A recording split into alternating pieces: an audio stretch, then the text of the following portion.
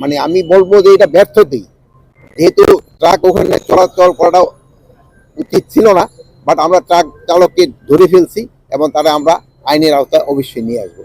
আরেকটা জিনিস হলো যে আগুনের নিবারণের কোনটা কতক্ষণ লাগবে এটা তো আমরা এইভাবে বলতে পারবো না, আগুনের উপরে নির্ভর করে এবং এবং এই যে ফায়ার ফাইটার যে গাড়িগুলি যাওয়া এগুলির উপর অনেক সময় নির্ভর করে, পানির ইয়ের সরবরাহের উপরে নির্ভর করে, প্লাস অনেক সময় অনেক থাকে ওইগুলির উপর নির্ভর করে।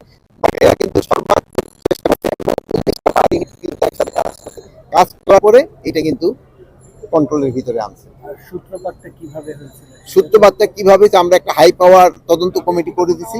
এই তদন্ত কমিটি খুব তাড়াতাড়ি রিপোর্টটা দিলে আপনারা জানতে পারবেন এটা সূত্রপাত কিভাবে এবং কেন এই ফায়ারটা সংগঠিত হয়েছে। আমি ইনভেস্টিগেশনে আগে আমি কিছু বলতে পারবো না, যেহেতু আমরা এখান থেকে ক্যাবিনেট ডিভিশনে ইনভেস্টিগেশন টিম করে দিছে, ইনভেস্টিগেশনের পরে আমরা এটা আপনারা বলতে পারবো। এটার ভিতরে তো কেউ শিশু তো 5টা পরে তো যে অবস্থা, এটা তো ঘটনাটা ঘটছে তো রাত 1টার দিকে, ওই সময় তো ওই বিল্ডিং এ তো কেউ ছিল না। আপনারা জানেন ওইটা তো 3টা ফটো, 3টা ফটোই কিন্তু তালা দেওয়া ছিল, প্লাস প্রত্যেকটার যে ইয়ে প্রত্যেকটা ফ্লোরে যার যার মন্ত্রণালয় ওইগুলো কিন্তু তালা দেওয়া থাকে, ওইগুলোও কিন্তু তালা দেওয়া ছিল। এটার ভিতরে কিন্তু একটা ফটো ভেঙে কিন্তু ফায়ার ফাইটাররা ভিতরে ঢুকছে।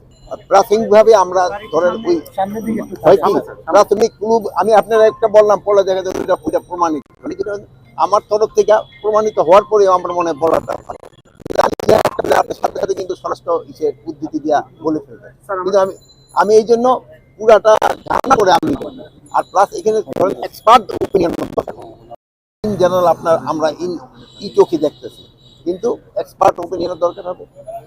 অ্যাকচুয়াল আমরা অবশ্যই আপনাদের জানাবো, আপনার কোনো মাধ্যম না পেলে আমরা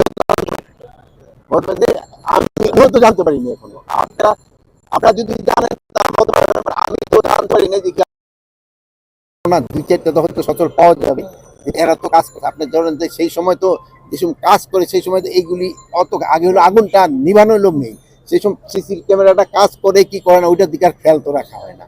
এই বিচার তো অবশ্যই হবে। আমার একটা কর্মী মারা গেল এটা আমার একটা ব্যর্থতা না, এটা কিন্তু আমি শোকাহত না, হয়তো এই যে ছেলেটা চলে গেল সবচেয়ে বেশি তো ধরেন ওর মা বাবা, অনেকে অনেক সময় কিন্তু আস্তে আস্তে বলে, কিন্তু মা বাবা কিন্তু সহজে বলতে তার আমরা আমরা এক সময় ভুলে দেবো, কিন্তু তার সন্তান কিন্তু বলতে পারবে, অনেকে বক্তৃতা দিয়ে অনেক কথা বলতে পারবে, কিন্তু কিছুক্ষণ পরে কিন্তু তারা ভুলে যাবে, কিন্তু মা বাবা কিন্তু বলতে পারবে।